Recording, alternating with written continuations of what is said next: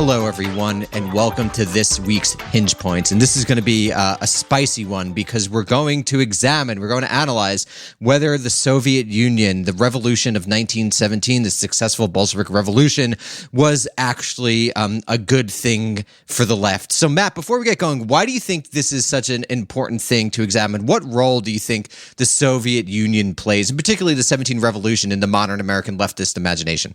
Well, it stands as the first successful, self-consciously communist revolution in the world. It set the terms for the class struggle that carried on throughout the 20th century.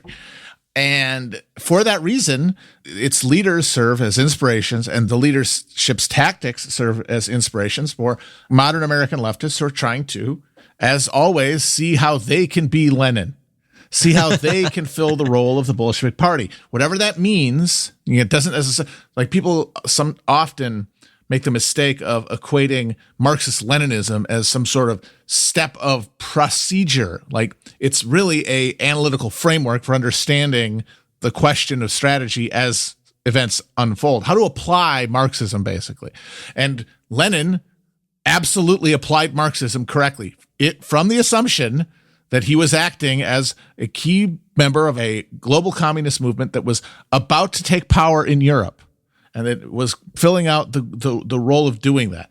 And so, for very good reason, he is the inspiration for millions of American leftists. And as a result, his baby, the Soviet Union, becomes, with all of its accepted and recognized flaws, the model for social relations outside of capitalism that we have to look back to for inspiration. So it's like a key psychic element of leftism ever since. Yeah, and it's also with Lenin that you get literally an individual, and we'll talk about this a bit more, but it's literally an individual who changes history, who moves the wheel. This is what makes the 17 revolution so particularly fascinating. We're talking about hinge points in the context of a process whereby the class contradictions within capitalism inside Europe in the late 19th, early 20th century reach a critical point in the early 20th century, which leads to this mass explosion of violence between the capitalist nation states of Europe. And that resulted in the emergence of working class political movements in these countries who then had to respond to the events as they played out. Now, we've talked on this show about how in Germany and in England and France, the developed capitalist countries where Marxist theory was born and where everyone operating was assuming was meant to reflect the circumstances of, meaning this is where everyone assumed that the communist revolution would start, the working class movement splintered on the question of war, and largely at its political wing, acceded to participating in a bourgeois world war. By 4 years of carnage and misery and bloodshed, unprecedented and mechanized in a unprecedented way in Europe, violence not seen since the 30 Years' War, and yet more horrible still because of the intervening centuries of industrial machinery, of the refinement of the industrial machinery of war. And in that context, that working class organization sharpened into a conflict with the state. And in Germany, it failed. In France and in England, it barely even cohered, really. You had general strikes and mutinies in the army, but you never really had a conflict, a revolutionary situation develop. Because they won the war.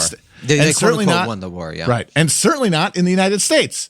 Victorious and on the other side of the ocean and untouched by most of the trauma of the war itself, there was no conflict with the state. In the place where conflict with the state reached the point of successful revolution was the last car in the train, the caboose of European capitalism, Tsarist Russia, which had lain at the other end of the European engine of capitalism, which was built in its far western edges in the Low Countries and England, and then exported essentially at the barrel of a gun to the rest of Europe, as the other economies of Europe were forced to incorporate capitalism into their nation states in order to compete with one another.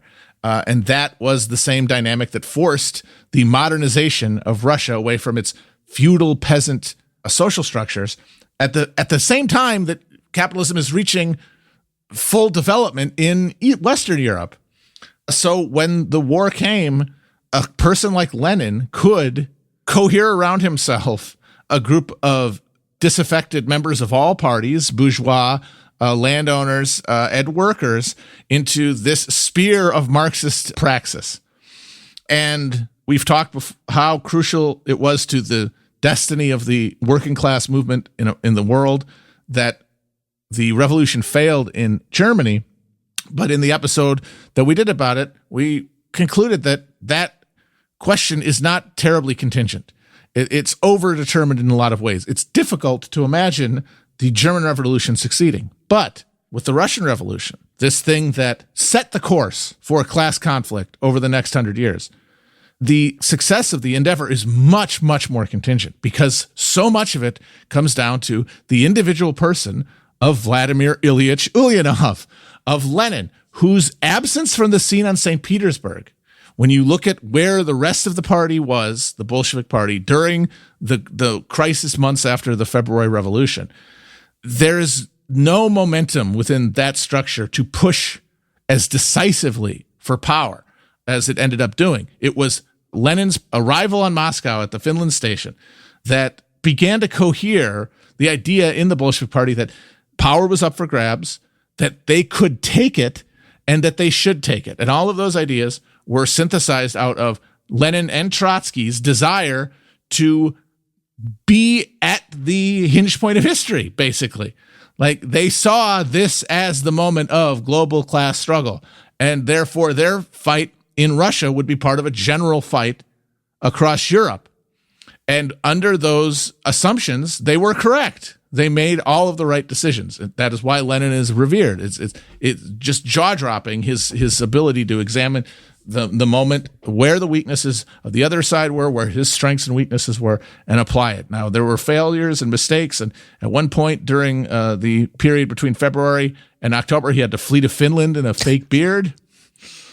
But it was his reappearance in Moscow after the Kornilov affair that stiffened the spines of the other Bolshevik Central Committee members and pushed towards a confrontation with a state that really only Lenin could see was completely hollow.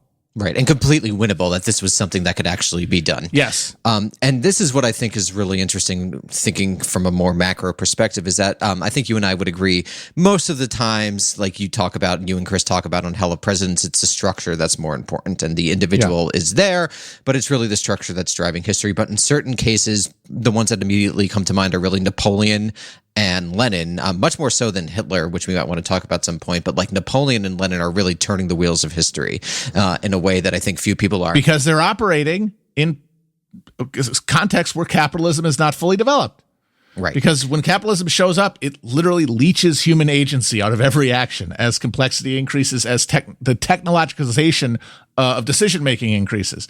So you have to go back, and the farther back you go, the more embodiment and power an individual can have. And Lenin is really the last one to be able to do this. The more agency, which is why maybe which is precisely why I think you've made this point to me. I'm not sure if you made it in public. I'm sure you have. Why James Cameron is the perfect embodiment of a Lenin or a Napoleon, because the only place that someone is able to exert that sort of agency, moving grand people around on a map, is the director of a $1 billion movie franchise. Exactly. Like, all those decisions about the real economy are automized, which means we, at the very top of power and the nexus of power and money, you basically are just fucking around one way or the other in some field or another. Right. This is why they're all going to space, because this is where they feel that they could do things, not on Earth. If you have like a real burning creative drive, that has to be channeled into spectacle and art, because there is no way to create the world anymore. The world has been shaped. So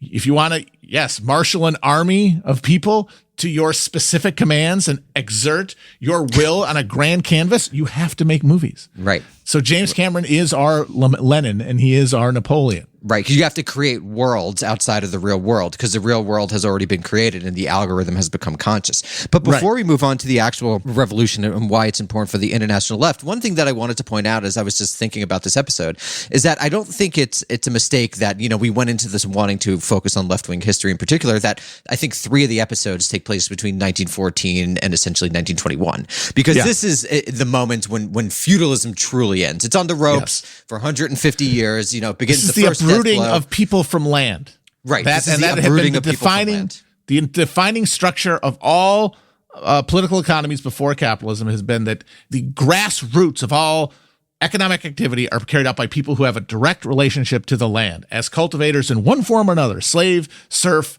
yeoman. They are on the land in a fixed and permanent way. And capitalism rips that out over the course of the 20th century.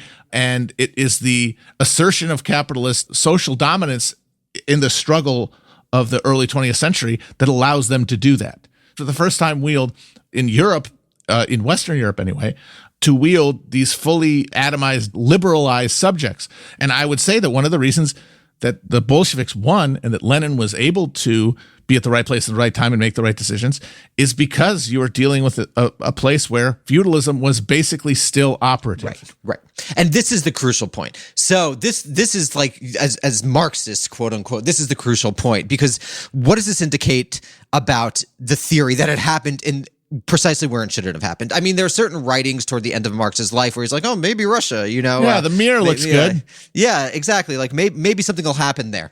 But it's such a contradictory revolution because it's led, as always, by the intellectuals of the cities, the urbanites, et cetera, in this largely peasant society that is just less developed, less modernized than the rest of Western Europe, and particularly Germany, which is where the revolution was supposed to happen and where it didn't happen. So what do you think that indicates about Marxism, like actually existing Marxism as it proceeded in history?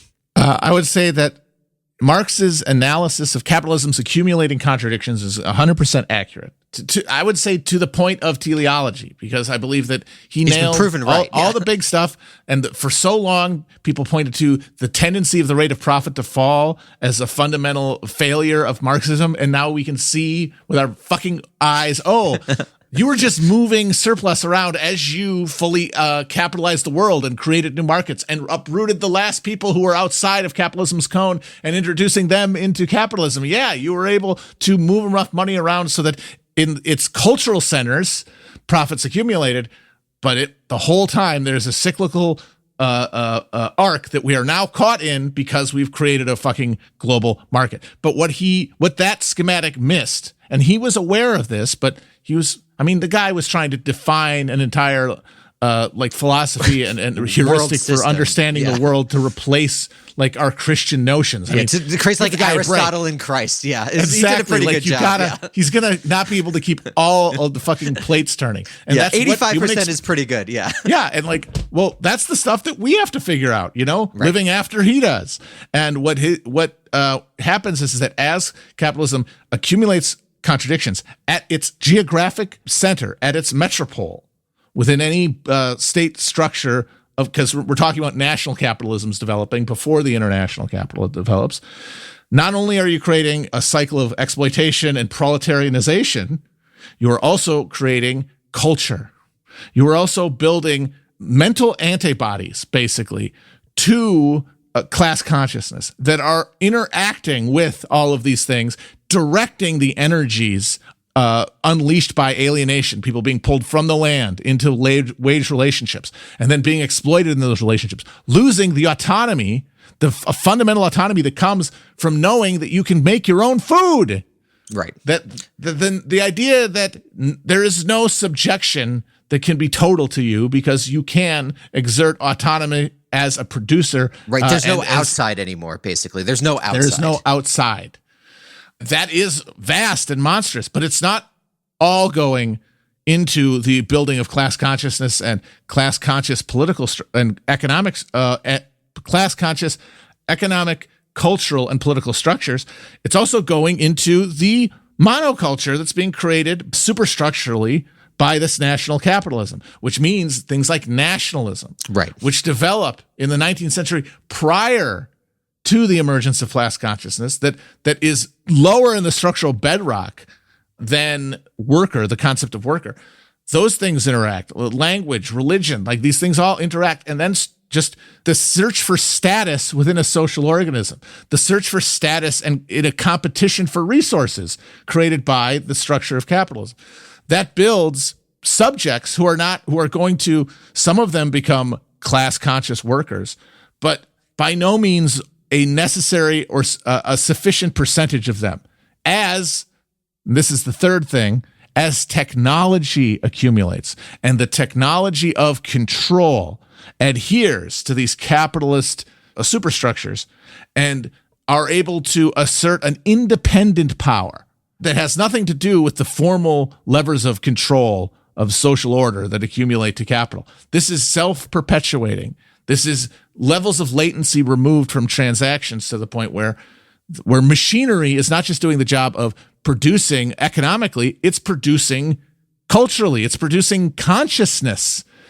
And that is something that the working class movement has to contend with. And they tried, and in Germany, they created a working class counterculture with structures of cooperative associations and schools and gymnasiums and theaters and shooting clubs and sports clubs, all the stuff we associate with civil society, but all of it arranged around their identity as workers. Like, that's how it's supposed to work. But at the top of this pyramid, you're accumulating these positions of authority, influence, and power that are living lives outside of the experience of being a worker.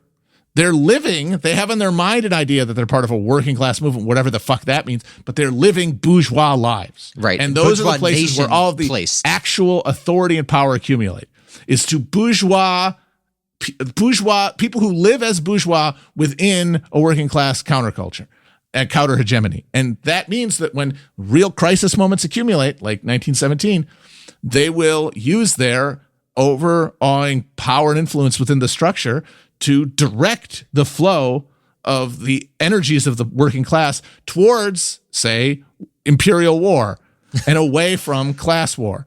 And in Russia, those structures basically didn't exist. You had a vast array of peasants. You had an incredibly thin strip of middle-class people who in civil society and the bureaucracy.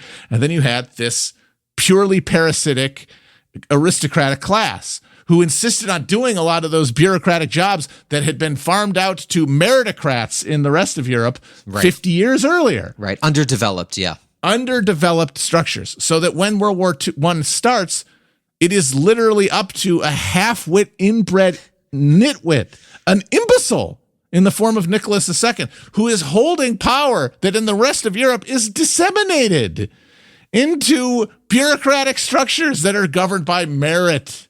Because this is the point where merit is still driving liberalism. It has not extinguished itself. Just very briefly, I think it's important to underline that when Matt says technology, he's referring to literal technology, but also technologies of control like bureaucracies, institutions, capital institutions, and Russia is vocabularies, vocabularies, languages, things like that. A mechanism for controlling what is an increasingly complex capitalist society. And what's happened is that Russia doesn't have those equivalences. Maybe it has a little bit. It echoes it in areas of Moscow, but not like the rest of the enormous imperial space. And just to underline, Matt, what you just said, I think what you're effectively saying, and this is an interesting problem for the left in general down to today, is that class is read through nation. And it's not a surprise that a lot of, the singular communist revolutions, whether you're looking at Russia/Soviet Union to Vietnam to China, occur in places where nationalist movements don't have the coherence that they do in areas of Western and Central Europe. There are elites that do it, and in Europe it's also an elite thing, but it's just such a more concentrated space that I think you're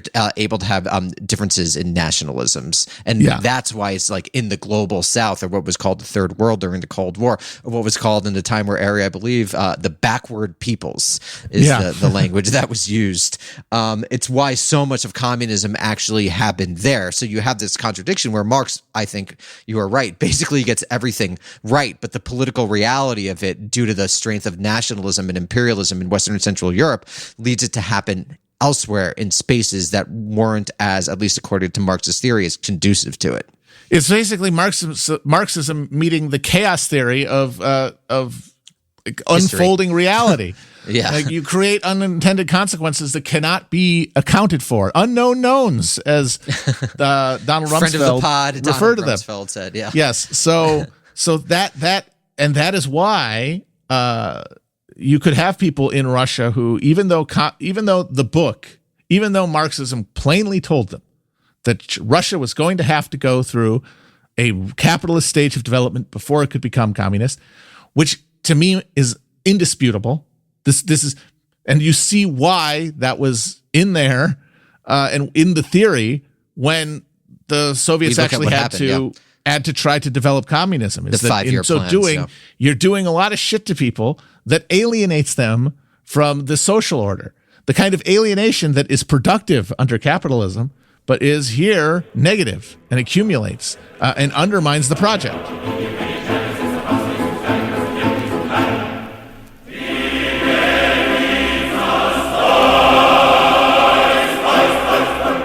And so I think this should bring us to the thesis of this particular episode and why we think it will be spicy is that our proposition, we suppose that the Soviet Union, the fact of communism dominating the Soviet Union and winning in 1917 was actually bad for the left, the international working class over time, which will win us no friends on certain sides of the political spectrum. But that is essentially what we're saying, is it not?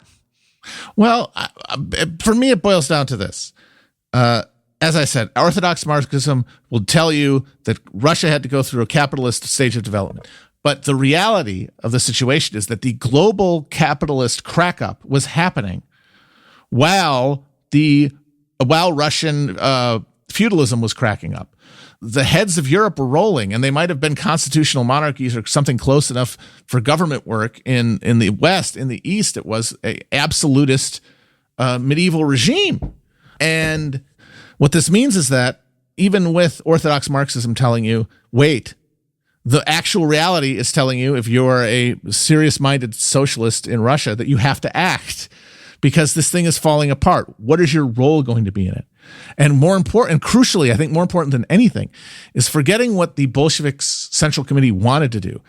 The people in the streets wanted them to take power. The people on the streets wanted socialism in one form or another. They didn't necessarily know what that was, but the people in the cities, specifically Petrograd, more than anywhere, and the place that really mattered in a way that could only happen in a fucking feudal society, could this one city end up being that determinative, is that they had created in this city the model of a proletarian class consciousness development that Marx saw in the Western European city, where you gather up proletarianized former peasants, throw them into a city and make them live and work together. They will start comparing notes. They'll start talking to one another, and they'll start becoming militant.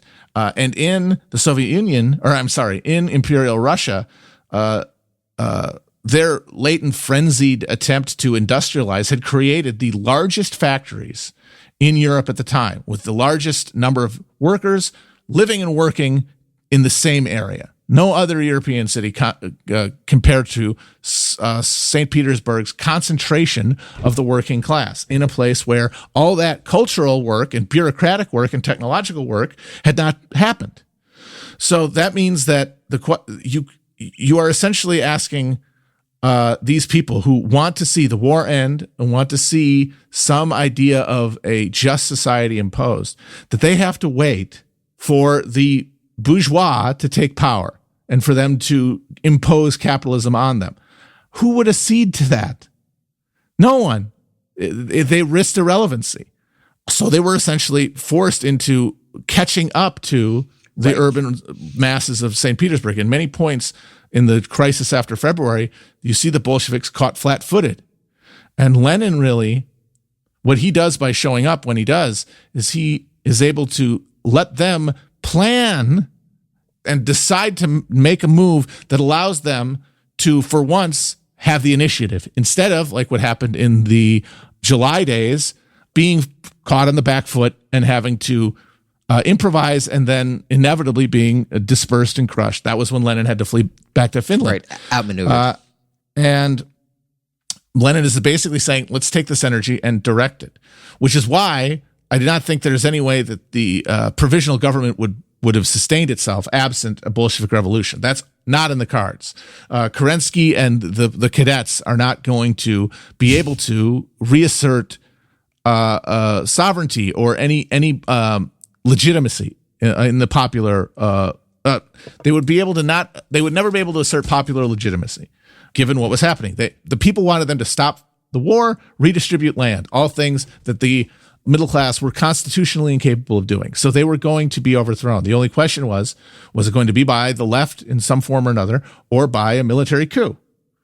And because the rest of the left was completely paralyzed, because they were looking at things from an orthodox Marxist point of view and saying, we can't take over, but they were essentially paralyzed, where they were going to do is they were going to hem and haw and argue amongst each other and deny taking power and risking their lives, risking their principles, and frankly, trying to do jobs they weren't prepared to do, and wait for the army to solve the problem for them in the form of Kornilov or somebody else. So that's what would have happened.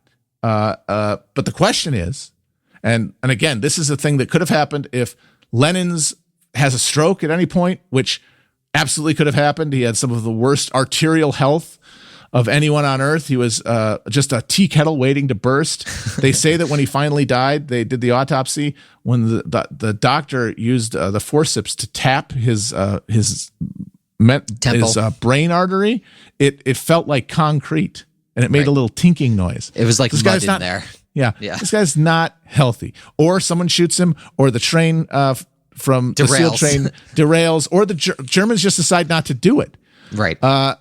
If he is not there, you have a counter reaction. And I believe Trotsky theorized that Nazism would have developed, fascism would have developed out of that, and not in Germany, which I think is very well possible. But the question before us is, so this entirely contingent event doesn't happen. Unlike any of the others we've talked about, which all of them are much more thickly determined, something changes. We're in a portal into another dimension, and there is a counter-revolutionary overthrow of the provisional government. Would that be a better or worse outcome for the class project than the establishment of the Soviet Union? Given what we know in 2021, given the perspective, which obviously hindsight. That's why doing alt history is great. It's Monday morning quarterbacking. You can never be wrong. But it is, I think, an interesting and useful intellectual exercise if we just understand that that's what we're doing.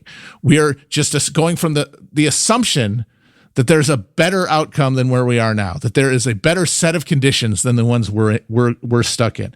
Now, of course, there very, very, very, very easily could be much worse. Of course. Always. And those universes exist. But we're taking for granted here the idea that is assumed that if that happens, you have a worse situation for the left. We're saying, what is the case? What is the imagined world that can be created, given the assumption that, okay, this didn't succeed? And so I think that's interesting and important to underline that we're looking at this from the perspective of American leftists in 2021. And so we're looking at it from the perspective of a world in which after 1917, really after 1921, and as the Soviet Union solidifies itself over the course of the 20s and the 30s, as it engages in experiments that genuinely attract a lot of the Western left, there's a romanticism to early Soviet, the early Soviet Union that is kind of, displaced by the Moscow trials and then, really destroyed by the doctor's plot in the 1950s. But there's a real romanticism where the Soviet Union becomes the center of international leftism. It becomes the place where the left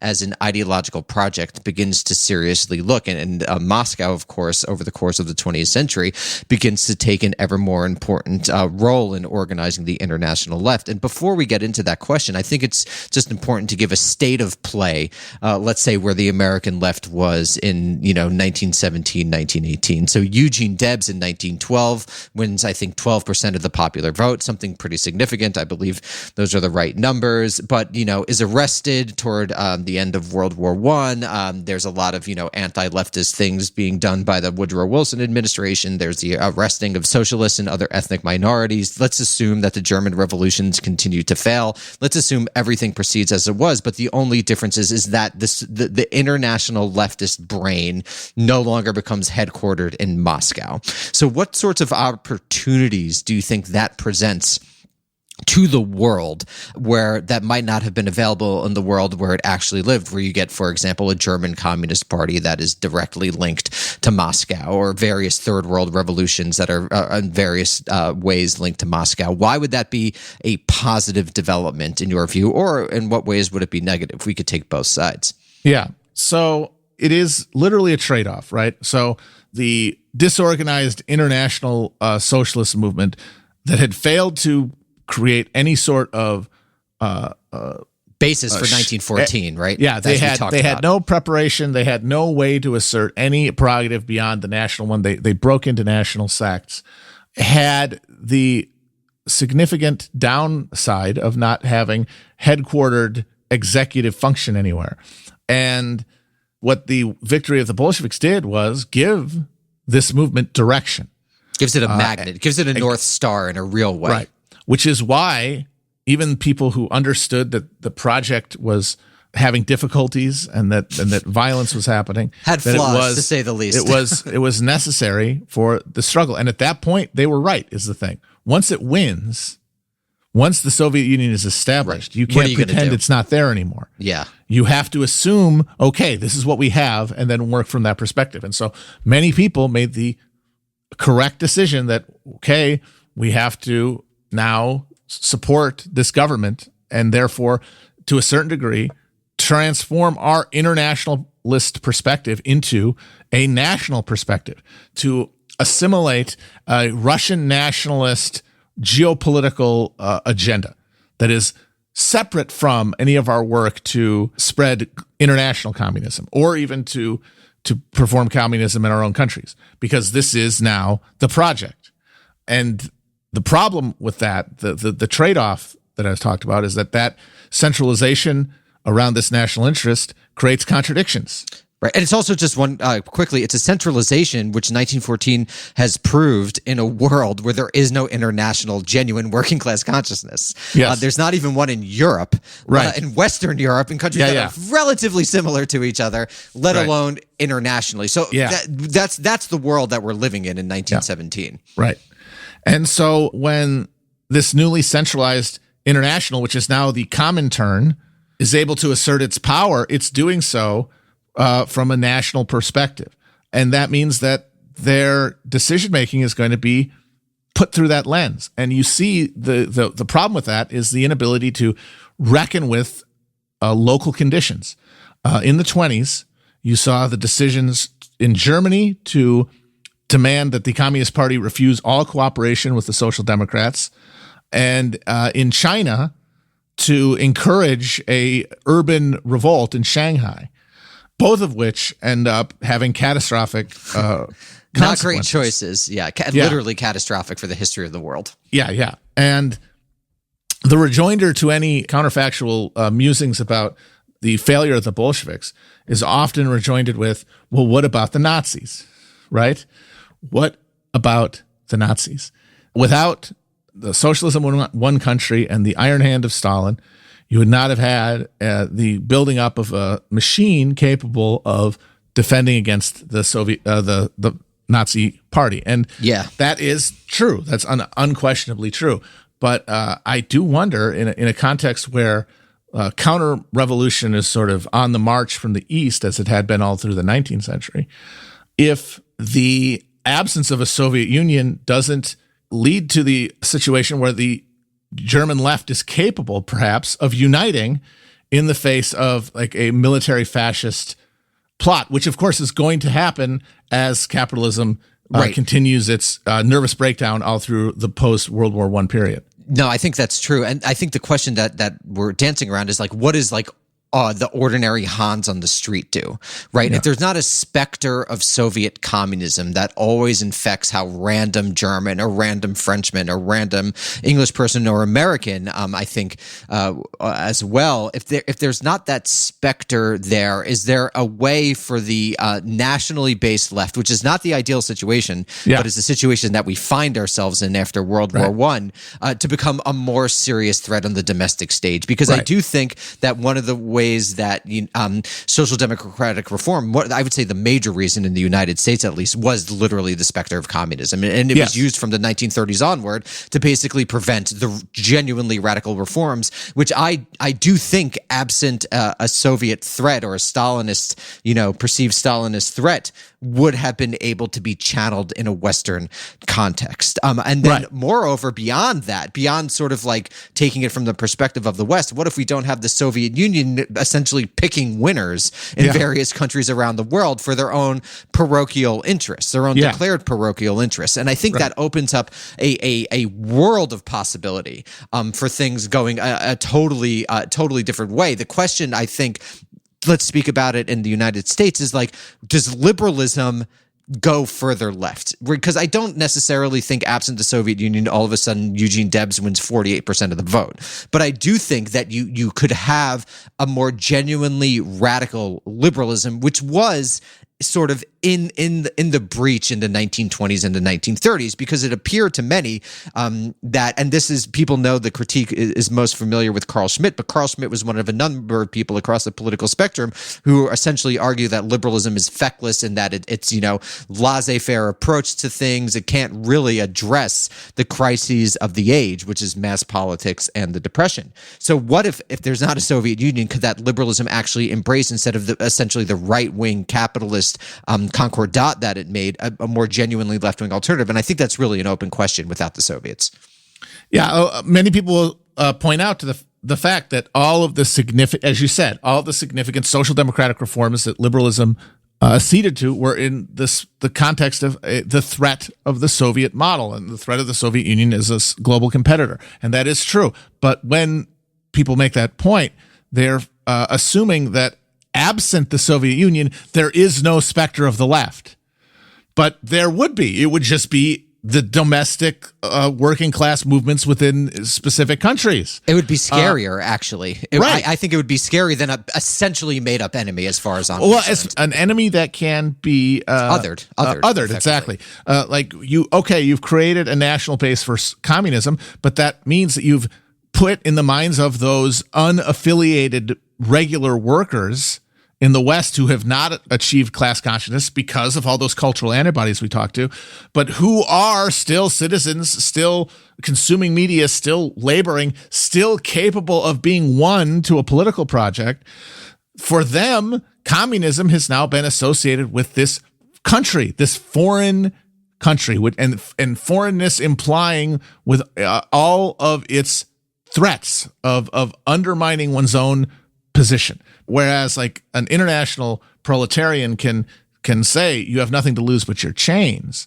A nationally fixed communism says to unaffiliated workers, we have these chains for you, this national structure with its own contradictions, which caused real violence. I mean, the Civil War was horrifyingly bloody, and yes, you can blame it on the White Army and the Allies, and that's correct. But once again, that was the consequence of the failure of a world revolution to occur. The thing that Lenin and Trotsky essentially ruled out as a possibility in order to motivate themselves to do what they did. Right. Which they assumed earlier in their careers, by the way. Right. They assumed that was going to happen, but they had to rule it out, and not incorrectly, one might add. Because because when you're stuck with the question that the Orthodox Marxists were stuck in as the Tsarist regime fell apart, the mediocrities are going to instinctively move towards the position of we can't do anything because they can't do anything. Anybody with any real ability is going to gravitate at the question of what can I do? What can I do now? We can seize power and it will help bring about a world revolution. And they believe it because they're capable people. Like Lenin believed it because he was fucking Lenin. Guys like you can see in the Central Committee meeting before they launched the revolution, you see there in the people who said to wait, the concentrated mediocrity of the old Bolsheviks. Kamenev, Zinoviev, these guys were the mediocre of the able, basically. And so they were afraid of doing it because they didn't have the confidence in themselves that included a confidence in a world revolution to come. But absent that, you have to fight a war, and then you have to create an industrial state capable of competing with those other industrial states who created their proletariats through a process of centuries of violence and oppression but also the expropriation of imperial spoils elsewhere to soothe and ease the transition into the working class subject, the subject outside of connections to land that you have to create before you can create communism. You are going to have to make workers with the same tools of violence that capitalism had used, but uncloaked by capitalism's mystifications. No god of the market to put off the violence on, just the state. The people carrying this out. And it was necessary, but it also, as it was unfolding, tainted public faith in the project in the same way that feudalism lost its ability to sustain itself as it failed to allow people to believe in the project over time and replace it with what they thought was liberation, liberal capitalism. Right, especially because when you're talking about the Soviet Union, by the late 1930s, it's hard to defend a regime that defends like the Moscow trials. You know, right. I think like whatever side you're on, and then even if you can defend the terror in the trials and the Ribbentrop-Molotov Pact, I think. Oh, right, that has to be that's the final, yeah, the final and irrevocable nail, because you literally have organized your politics around defeating capitalism by first defeating the rabid dog of fascism, which had to be killed before capitalism could be dealt with. And here you see the state that is the headquarters of working class revolution allying with the working class's most ferocious enemy. Even if you stuck around, and again, you probably had a good reason to do so because you are committed at this point to the Soviet Union. And what do you know? They ended up being the ones really to destroy fascism. So, hey, you bet the right hand. They made the right call. Stalin made the right call. He bought himself some time, and then he was able to get these schmucks in the democracies, quote unquote, to help him hold this fucker down and kill him and put him in a position to compete for power with capitalism. Hey, it worked. But by that point, you have filtered out so many people. Yeah, that's 20 years on, yeah. And you have alienated fundamentally the regular, non-attached worker who you have to fight for, who you have to convince because he has been conditioned and mystified by capitalism, as everybody in all these structures do. People recoil from the idea of false consciousness because it implies that some people within these structures have real consciousness. No, false consciousness is universal within a hegemony, you know, and everyone is seduced by it. Like, that's why you had the betrayal of the working class of Germany by the bourgeoisified fat cats of the SPD and the unions. But it exists all through society, and it has to be dealt with and struggled with. And having the Soviet Union there as the representation of world communism made it harder. And when you look at the way that the Socialist Party in the United States, which had been accumulating votes, had accumulating offices, was in a position to genuinely challenge for power locally and increasingly nationally, collapsed completely after the Russian Revolution. Yeah, and that's because of the first Red Scare, right? You get this huge strike wave after World War I, famously in Seattle, but elsewhere throughout the country as well. There's coal strikes in 1919. There's a Seattle general strike in 1919. There's steel strikes in 1919. And one of the ways that capital was essentially able to organize itself against these successfully was to raise the specter of domestic Bolshevism as a genuine threat. You had people going around the country talking about it. You have the famous Palmer raids. You have a lot of deportations. And the question is, and I think this is not an open and shut case. I think there's a real argument to be made that absent literally just the very existence of the Soviet Union, the U.S. government would have been able to be so heavy-handed against a domestic threat. You think you would have been able to get a large public opinion and get against your side unless you were able to after years of anti-German propaganda. So the populace is sort of like ready to believe othering propaganda. I don't think you're able to get quite as such a. I don't think you're able to get a Red Scare essentially absent the Soviet Union. And remember, this is a process that's happening on both sides. The state is able to impose this new level of violence by justifying itself in the name of fighting against an other. But the creation of the Soviet Union splits the labor movement and splits the electoral left in two sides who either want to affirm their loyalty to the Moscow project or to be independent of it. And that was not good for the left. That's an irrevocable conflict, and it shrinks instead of expands the pool of talent within the left and the potential recruits among the working class. So at both ends, it weakens the American labor movement. And while the Communist Party does emerge in the 30s as a significant force because of the degree of alienation caused by the Great Depression, they have this Moscow weight around their neck. They responded by trying to compensate really kind of in an unseemly way by overemphasizing their patriotic bona fides. Under Earl Browder, the slogan of the Communist Party was, "Communism is 21st century Americanism." And at their big rally in Madison Square Garden, they had Abraham Lincoln's head on the stage.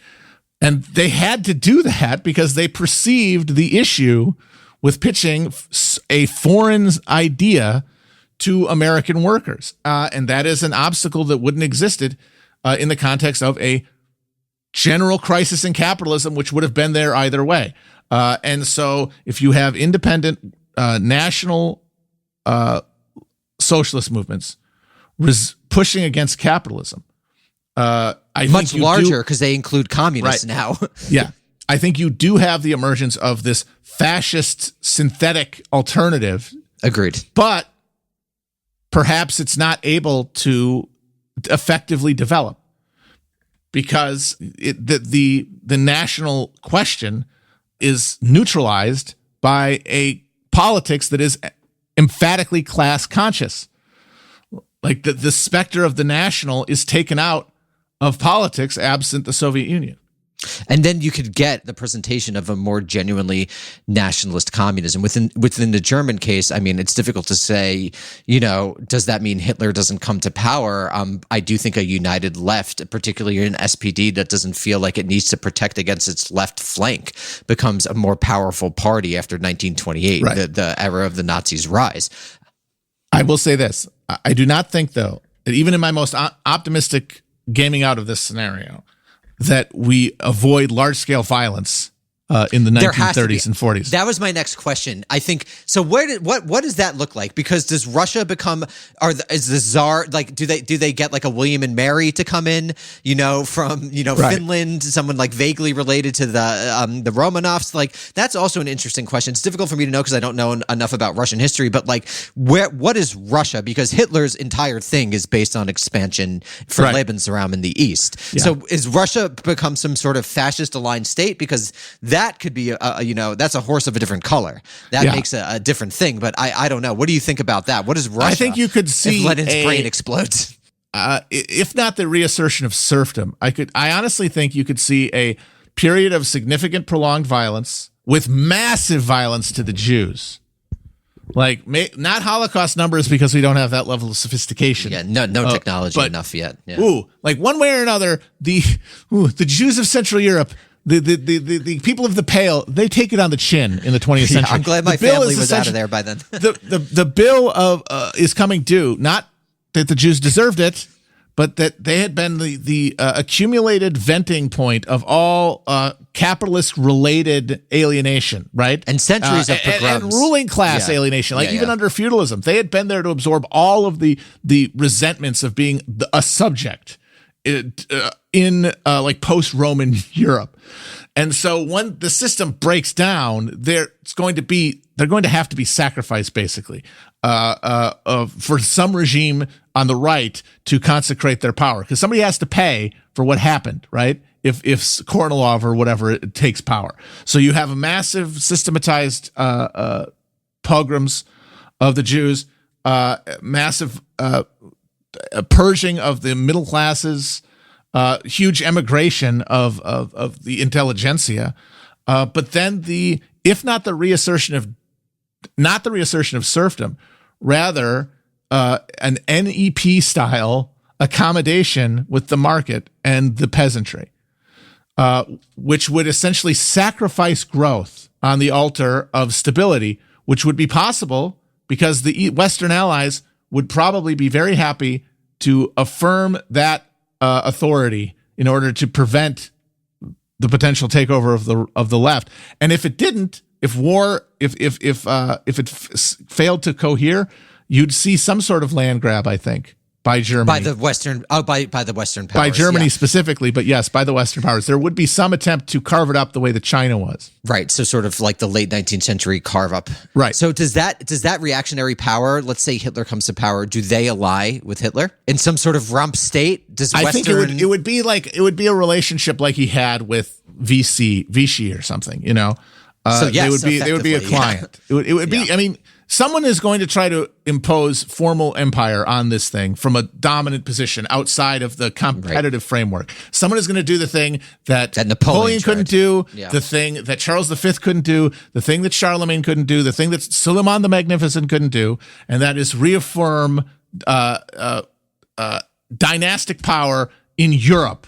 Which is possible in the area we're talking about because of the planes. You could actually do it. Hard to do in Western Europe. You know, I'm not sure that's really super the possible. real thing is the level of technological sophistication here means that this sort of fighting laid waste to Europe cyclically, right? The Italian wars and the 30 Years' War in Europe, like from that period, from like you could cycle it from the 100 Years' War. You go from the cycles of 100 Years' War to the Italian wars, and those are the 14th and 15th centuries for everyone. The 100 Years' War. Yeah, to the Italian wars after that, to the 30 Years' War, as this chain of struggle over dominance of Europe from a central position, and then it guttered out, and then flamed back up in the guise of early liberal modernity under Napoleon. Failed again. It cannot be really done, but the technology makes it more viable each time, basically, but also more destructive each time, hypothetically. And we've reached a point in the 20th century when that sort of state violence becomes apocalyptic, even absent an atom bomb. So that is why what I think happens in this hypothetical context, or let me just say the best case scenario, because obviously we could talk about one where it's just war forever until somebody gets a bomb and then everyone gets a bomb and then everything is gone. Right. That's possible. But I'm imagining a situation where in a context of low-level imperial violence now closer, like in the empire, but also in the hinterlands, in the bloodlands, as Timothy Snyder called them, but also increasingly civil war in the nation. So instead of a nation-state contest like World War I had been, you might have seen a series of civil wars, similarly to the way that you saw a outbreak of civil wars in early modern Europe under the same crisis conditions. And in those wars, the bourgeois, broadly construed, won. Well, and that's what Marx was looking at when he was imagining the future of class conflict. What if there's a united left? Yeah. If that happens, then because of numbers and because of the ability of the working class to get hold of the technologies of state and culture and warfare, you could see the scales tip within a national context under conditions of crisis, which Marx understood to be necessary for communism to succeed. So that is like the best case scenario. And even in that case, I don't think you have some generalized victory. You probably have pockets that then spin up into regional powers that then come back into conflict again with the bourgeois states, more left wing maybe, but also having, carried out this massive bloodshed. But in some states, like a real communism appearing that then has to do what the Soviets did, but in a different world. In a world where the proletarianization has been more successful and complete than it was in feudal Russia. Right. In a world where the left hasn't been discredited by decades of association with the Soviet Union. And of course, the left answer to this is none of that is fair. They did everything they had to do. But you're not convincing leftists. If you had to convince leftists, none of these questions would matter.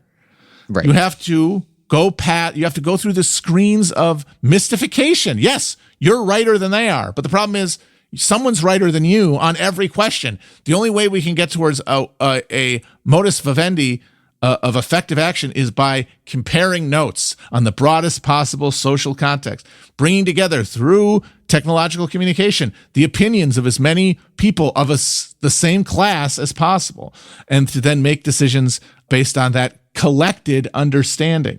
It's not up to individual points of view. And even within that, if you think about like actually existing history, some unions were fairly right wing, particularly in the United States. And I think those unions wouldn't have been able to have been right wing without that Soviet issue. Yeah. So you would have had a general drifting, I think, to the left and the embrace of certain even communist positions, particularly about planning during the era of the New Deal. I think that could have become a thing in the 40s and after in a way that it wasn't quite in the United States. So this will be our new TV show. It'll open with someone going into the train and you see Lenin dead, and this will be where we'll go from there. Because the question of Lenin lives, Lenin doesn't die is interesting. If you can keep that mind there in the cockpit instead of giving it to people who just weren't him. But so much else has to happen in addition to him living. So many dominoes have to fall that you really are moving a mountain to try to, in your head, imagine a plausible world where those conditions can produce any other result. But if the train is empty when it gets to the station, a whole host of possibilities open, if only because it didn't happen. Yeah, and just to underline, I think what we're saying essentially is that the existence of the Soviet Union as it actually, existed in reality, that we're understanding why it came to be, but that this did two particular things. One, by making Moscow the lodestone of the international left, and two, splitting the left in nation-state situated left into two parts that, really were vicious with each other throughout the 1920s, particularly in Germany. It would have provided for new possibilities. And I think I want to underline that we're not necessarily making value judgments per se, but just trying to game things out. Beside the point. Like, one of the things that makes it very difficult to think about history effectively and lucidly, and one of the reasons that we're stuck in an incredibly idiotic culture war around American history that cannot be resolved and can only be used to fundraise for political scumbags, is that we instinctively understand the compiling of a historical narrative to be about judging good and bad sides and the good and bad people, and to putting ourselves in places where we can imagine that we were on the right side. But while that is a real live question in the moment when all this stuff is happening, it is only to the individuals. Now, in the rearview mirror, you have to just look at it as stuff that happened and understand that the moral decision-making matrices of every individual were individualized. And that contextual and contingent. Contextual and contingent. And you cannot, there's no point in judging their subjective mindset, basically. It's a question of instead finding out what they were thinking, why they were thinking it, and then applying it to the current moment. And I think this might actually be a good place to end, because one of the major things we're trying to do in this first batch of episodes is to really, underline the importance of historical materialism. To me, this is the first commandment, which is understand your time, understand what's going on in it, understand the past, understood what was going on then, because that's the way to try to get the world in which we want to live. That's the way in order to develop strategy. And oftentimes judging the past from a value perspective, which is what we're really trained to do in the United States in modern times, occludes that. And so I think on that note, Matt, unless you have any last words, anything? Yeah, I just want to say that people want to say, how do you get Trotskyists? This set of dilemmas that was created by the success of the Bolshevik Revolution is how you get Trotskyists. Because Trotsky was, as Isaac Deutscher called him, he was the prophet. And he was a prophet of a world revolution. And when it failed to happen, he essentially refused to make any decisions because he was waiting for the intercession of that world revolution that had to happen to resolve all the contradictions that he had in his mind dealt with. And he couldn't reassess those conditions when the world changed around him, basically. He was trapped by it because he was the one who had exponent it. Trotsky's more responsible for the Russian Revolution, I would argue, than Lenin was in many important respects. It was his theory of permanent revolution that became Lenin's justification for seizing power. It was his leadership in the Petrograd Soviet from a perspective of oratory and public speaking that galvanized huge numbers of working class Russians to rally to the Bolshevik banner. And it was his military direction of the actual seizure of the Winter Palace that made it happen from a tactical point of view. So he was like the unalloyed vision of the revolution. And that means that whereas Lenin was saved from the terrible question of what to do now by his own death, Trotsky was left in the lurch to try to make sense of everything. And he basically wanted to keep kicking the can down the road until the intercession of the Messiah, basically, and in the form of a world revolution. But real people on the ground had to live real lives, and they had to make decisions in the moment. And he essentially abjured himself from power willingly. He could have taken power, but he refused to because it would have required him to do things that he was not prepared to do. And so he then fled Russia and tried to imagine this untainted working class movement that isn't led by Moscow, that is separate, that is truly international. And he became just a sad loser trying to get together a bunch of pointy-headed dorks to precisely align all of their perfect virtues together, to perfectly balance between these nasty capitalist and communist camps. And that's why they persist. But what that shows is the failure to adapt as conditions change. Right. Like once you don't have a world revolution, but you do have a Soviet Union, you have to reassess the whole thing. And he wouldn't do it. He wouldn't do it. And they got to, there were two conclusions drawn from this. There was at the time, the Zinoviev, Kamenev side that basically said, we must industrialize to maintain ourselves. We need to squeeze the peasants. We need to pull them from the land. We need to impose the market on this feudal arrangement in order to compete with the West. And then you had Bukharin saying, no. The world revolution is not happening. We have accepted that. Both sides basically had accepted that premise, which Trotsky wouldn't. And so he says, in this context, we have to climb down from this.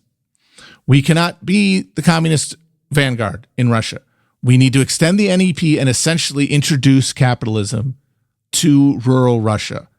We can try to hold on to power, but we're going to fundamentally have to change who we are as a party and our understanding of Marxism. Now, I would argue that in that moment, Bukharin had the right of the question.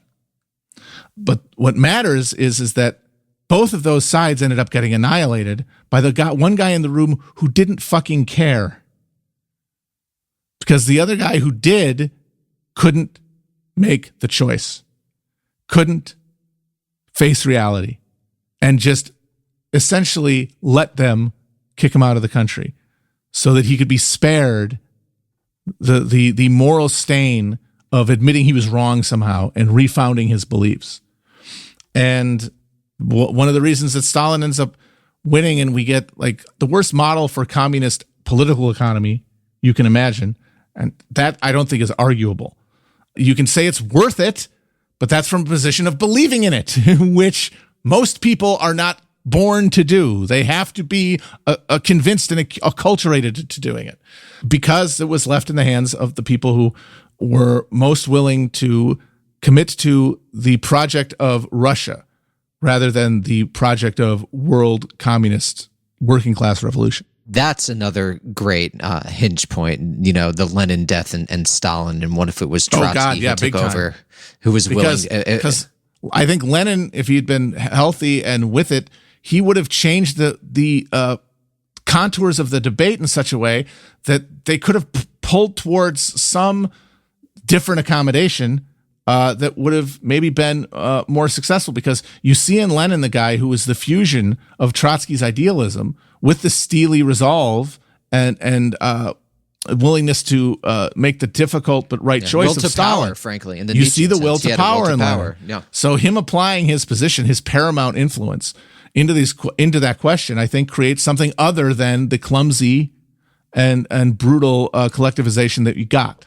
Well, I don't think the tankies are going to like this bad boy, but I hope people understand we approached it openly and honestly in the best way. I just hope you get where we're coming from, because we're not the Soviet Union. Once it happens at any point, you got to defend it. It's there. If you had been there at the time, you have to defend it. You have to assume its reality. You can't assume a fantasy world, but that's not what we're doing here. We're not living in its reality. It died. We're living in the decaying corpse of the leftist project. If something is going to challenge capitalism, it's going to be new. It's going to be different. Right. It's going to be a new project. Nostalgia, yeah. There's stuff to learn about all of this by analyzing it, but it cannot be engaged emotionally because it's gone. The spirit has left. It's just a corpse. Precisely. And strategic thinking requires, as objective as one can be about past events, and that requires also imagining alternatives and seeing where one might have been able to make different choices, or where different contexts might have allowed for different possibilities. Yeah. So on that note, Matt, thank you. Thanks everyone for listening to Hinge Points. See you later. Bye-bye.